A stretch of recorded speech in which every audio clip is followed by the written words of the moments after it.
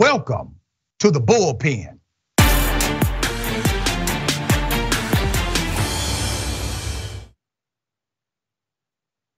In the Bullpen today, he's back, Mr. John Burnett, Managing Director of One Empire Group and political strategist. John, good day, brother, welcome. Thanks for having me again. All right, they said it was going to be a red wave. It's barely a red trickle. Donald Trump is being abandoned by MAGA supporters. People I thought would never abandon Trump are now coming out in unison against him. What are your thoughts? How do you see the political landscape for Republicans moving forward? Is it a new day in the Republican movement, or will Donald Trump live to fight another day as your champion? Well, I'll say that I think true base supporters probably will never abandon him. However, there were some Republicans that looked at the landscape and voted their interests, whatever their interests were at the time of voting. So I think you have to look at it. It's a little nuanced. So I think you have to look at it in that through those lenses with respect to Donald Trump. Would you consider Tomi Lahren to be a supporter of Trump? I don't know what her latest comments have been, but historically, going back to 2016 and 2020, I believe she did support him. Yeah, she no longer supports him. So she threw him under the bus on Fox News. Mike Pence threw him under the bus on ABC News. Others threw him under the bus on alternative media. Multiple political columnists, conservative columnists, threw him under the bus over the weekend. Go ahead. So let me just say this. I've stated this on Fox News and Newsmax.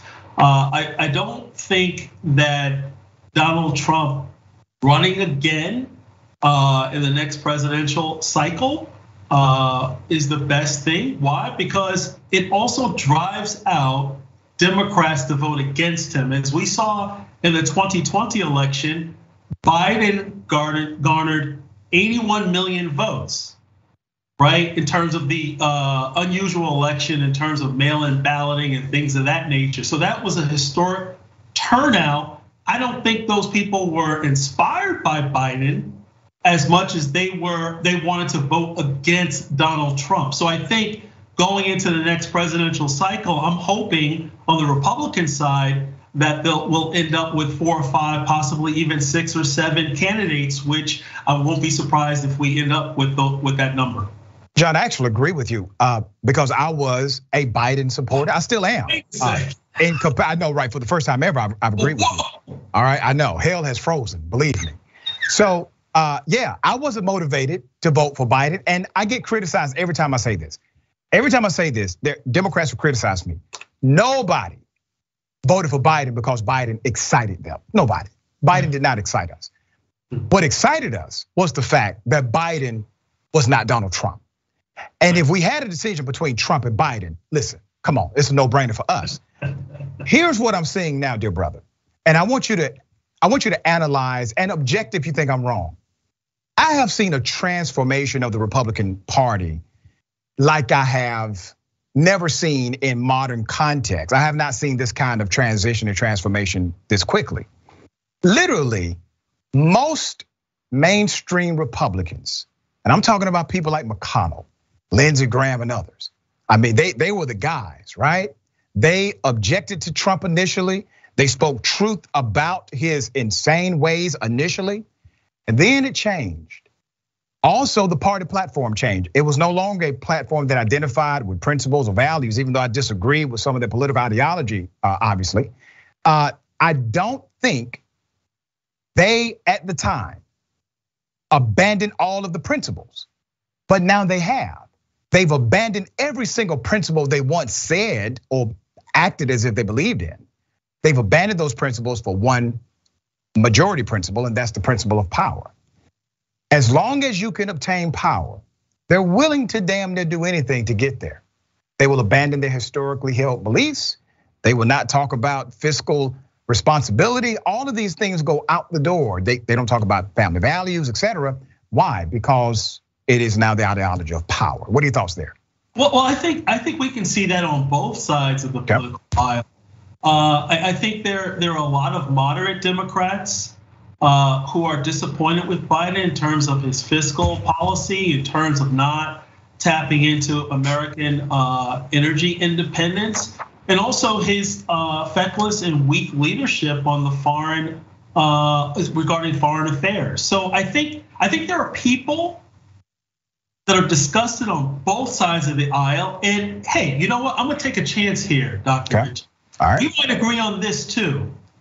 I don't think Biden or Trump should run in 2024. And I think people on both sides of the aisle, I think we're looking for new leadership, new voices. Yeah, but here's the thing, man. Here's the thing, brother. We typically support Biden because he's at least right on the policies. Like he has a policy agenda. Is it 100%? No, but it's way more than what I agree on the conservative side. You all would be singing a different tune today if Donald Trump would have actually pulled off a massive victory with his endorsed candidates. If Donald Trump would have simply won these midterm elections through his endorsed candidates, you all would have a completely different tune on local and national news, and you know it. And it has nothing to do with policy, has everything to do with power, nothing else. Okay, let me say this. Me personally, I disagree. Here's what John Burnett thinks. Even before the midterm election results, which I thought was going to go slightly a little differently, but I thought that, you know what? We need someone to actually bring over Democrat votes, not repel them. So that was my position going forward. And I grew up loving Donald Trump, but I think we need fresh blood, new blood. Okay, so brother, you've never said that on this show. As many times as you have been on this program, you have never said anything like that about Donald Trump or your sentiment. Other programs. Okay. And I wouldn't, but here's the thing. Yeah. Again, I think Americans are thirsting for new leadership. All right, that's all right. You said that for the record. I got 30 seconds before the next show. Let me get this in. If Donald Trump would have won, you would not see the political pundits on Fox News and other places come out against him. They will be singing his praises. They would be talking about him announcing in the future. It will be a different political and media narrative. But you know what, this makes a good fight though, right?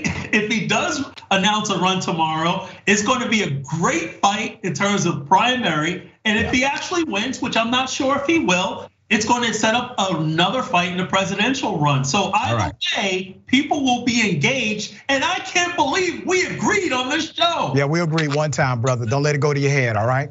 Okay, we appreciate you being on the show.